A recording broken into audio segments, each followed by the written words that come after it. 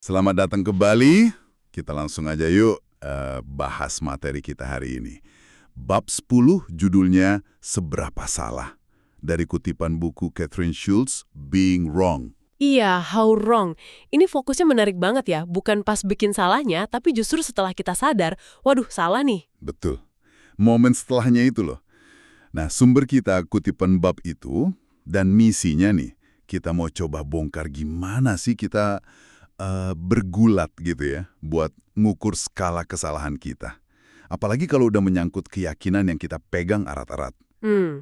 Dan studi kasusnya ini kuat banget. Kaum Millerite sama kekecewaan besar atau great disappointment itu. Nah, itu dia. Pernah dengar nggak para pendengar? Ini momen yang benar-benar, mengguncang banget buat mereka. Sampai maksa mereka nanya, sebenarnya kita ini salahnya separah apa sih? Pertanyaan yang dalam banget ya. Bukan cuma soal hitung-hitungan, tapi eksistensial. Yuk kita mulai dari awal. Tokohnya William Miller. Dia ini pengkhotbah awam di Amerika abad ke-19. Dia yang mulai gerakan Adventis itu. Dan dia bukan asal ngomong loh ya. Dia kan bertahun-tahun tuh mempelajari Alkitab, punya metode interpretasi sendiri yang dianggap cermat banget. Iya, ada aturan-aturannya kan? Kayak aturan #8, kalau ada kata gunung di Alkitab artinya pemerintah, kalau binatang itu kerajaan. Terus aturan #10, nah ini penting nih. 1 hari dalam nubuat itu bisa berarti 1 tahun. Atau bahkan 1000 tahun. Sama aturan #11 buat nentuin kapan kata itu kiasan. Dari situ dia ngitung-ngitung pakai Daniel 8.14, terus sampai ke kesimpulan spesifik. Kalau kedatangan kedua Yesus Kristus itu bakal terjadi sekitar tahun 1843. Tapi terus kan direvisi lagi ya sama pengikutnya. Tanggal pastinya jadi 22 Oktober 1844. Pastinya kayak apa? Ribuan orang loh itu. Jual harta, ninggalin kerjaan. Nungguin hari H, berkumpul bareng. Tapi itu, 22 Oktober 1844 datang terus lewat begitu aja. Nggak ada apa-apa. Kosong. Matahari terbit terbenam kayak biasa. Nah, itulah yang disebut kekecewaan besar. Harapan yang hancur lebur. Coba kita bayangin suasananya deh. Ada catatannya kan ya? Dari pengikutnya, Luther Butel sama Hiram Edson. Iya, Butel nulis betapa sedihnya mereka. Edson cerita gimana mereka nangis terus sampai pagi. Rasanya tuh kayak hampa, malu, bingung. Sampai nggak mau ngomong satu sama lain awalnya ya. Saking hancurnya perasaan mereka, kayak dunianya runtuh aja gitu. Nah, di titik kehancuran ini, pertanyaan kunci dari bab ini muncul. Seberapa salah? Kedengarannya simpel ya, seberapa salah. Tapi jawabnya itu loh. Susah banget. Schultz bilang ini bukan cuma soal teknis, salah hitung di mana, atau ayat mana yang keliru interpretasinya, tapi ini pergulatan emosi yang berat. Gimana caranya mereka, atau kita juga sih, mulai ngukur seberapa dalam jurang antara yang diyakini sama kenyataan pahit itu. Iya, dan Schultz juga bilang ini kayak nyari jalan balik di hutan gelap. Bingung secara konsep, mana sih letak salahnya, hitungannya, interpretasinya, sumbernya, atau asumsi dasarnya. Dan secara psikologis juga berat banget. Ngakuin salah sebesar itu kan bisa kayak nyerang identitas diri kita ya. Banget. Nah, ini ada kaitan penting nih. Kemampuan kita nerima kesalahan secara emosi itu sering jadi syarat buat bisa paham secara konsep. Maksudnya gimana tuh? Ya kalau kita langsung, defensif gitu ya, nyangkal, atau nyalahin orang lain, kita jadi nutup pintu buat bener-bener nganalisis apa yang salah. Oh, jadi sikap defensif itu malah ngehalangin kita buat belajar dari kesalahan ya? Tepat. Padahal buat paham kesalahan itu butuh kerentanan, butuh mau mengakui.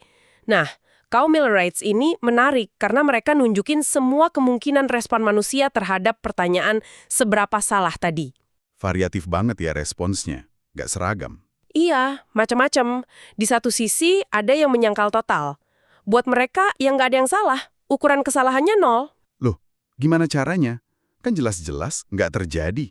Nah, ini dia, pakai teologi revisionis. Jadi mereka tafsir ulang kejadiannya atau ketiadaan kejadian itu biar cocok sama keyakinan awal. Contohnya? Ada yang bilang, Kristus sudah datang kok. Tapi bukan ke bumi secara fisik. Dia masuk ke ruang Maha Kudus di surga. Atau dia datang ke dalam hati para pengikut sejati. Wah, jadi diputar gitu ya. Kayak Enoch Jacobs yang nulis, kita kira salahnya di luar, ternyata di dalam. Betul. Betul.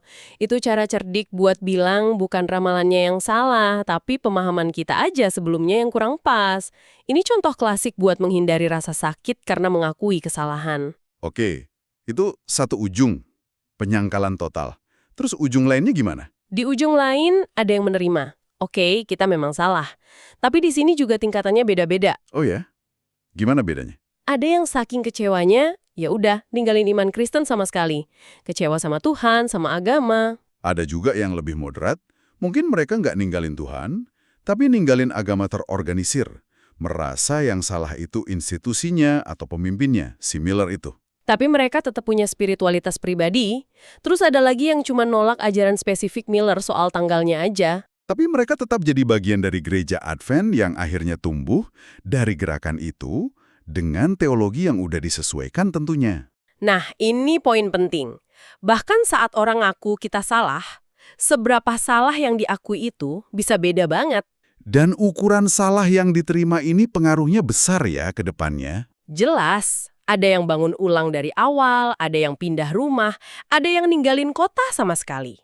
Jadi ngaku salah itu bukan cuma satu momen, tapi proses negosiasi internal.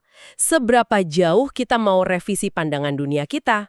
Oke, jadi ada penyangkalan sama penerimaan. Tapi di tengah-tengahnya nih, yang kata Schultz wilayah abu-abu, salah tapi, itu. Wrong buts. Nah, ini area yang luas banget dan sangat manusiawi. Ini bukan nyangkal total, tapi juga belum nerima sepenuhnya. Kayak usaha buat ngecilin skala kesalahannya gitu loh, biar nggak terlalu sakit. Gimana tuh bentuk argumennya? Charles nemuin beberapa pola umum. Dan ini nggak cuma di Millerites, tapi di kita juga sering kejadian. Ini semacam mekanisme pertahanan psikologis ya. Contohnya apa aja? Pertama, nyaris bener. Oke deh, tanggalnya salah, tapi kita tuh hampir bener kok. Konsep dasarnya oke, cuma meleset dikit detailnya. Oh, jadi intinya masih dipertahankan ya? Iya. Kedua, nyalain faktor tak terduga.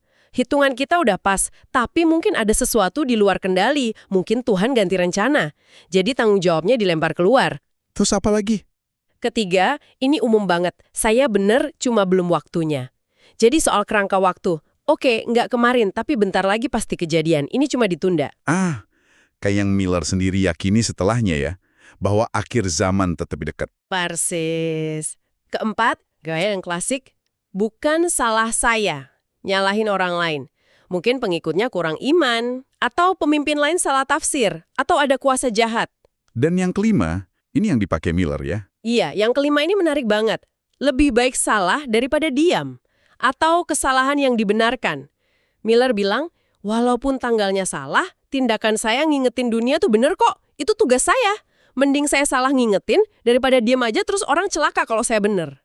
Wah, jadi kayak dibingkai ulang ya kesalahannya.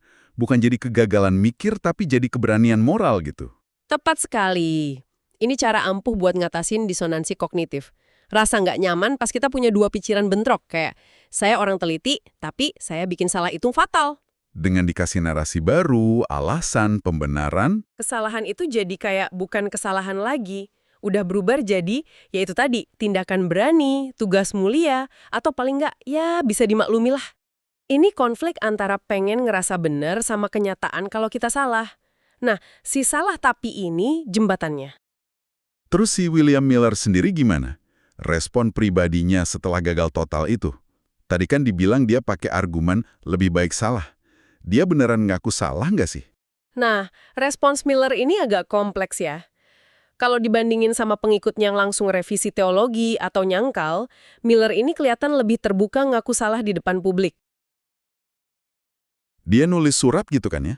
Iya, dia nulis saya mengakui kesalahan saya dan mengakui kekecewaan saya. Cukup jelas kan pengakuannya? Dia juga nolak teori-teori aneh yang muncul dari pengikutnya buat ngejelasin kegagalan itu. Kayak teori pintu tertutup atau kedatangan spiritual tadi ya. Dia kayak mau jaga integritas teologinya gitu. Bisa dibilang gitu, tapi yang juga kelihatan banget dari catatan tentang dia pasca kekecewaan itu, iman dia tetap kokoh banget. Maksudnya? kita baca kan catatan pengikut lain yang sedih banget, ragu, cari-cari jawaban. Nah, di Miller ini kita nggak lihat ada krisis iman yang mendasar. Keyakinannya sama Alkitab dan dekatnya akhir zaman itu kayaknya udah absolut banget. Jadi bukti sebesar apapun, bahkan kegagalan ramalannya sendiri, nggak cukup buat goyahin dia gitu. Kayaknya gitu. Dia nggak terus mempertanyakan semua sistem keyakinannya. Malah dia mulai berspekulasi.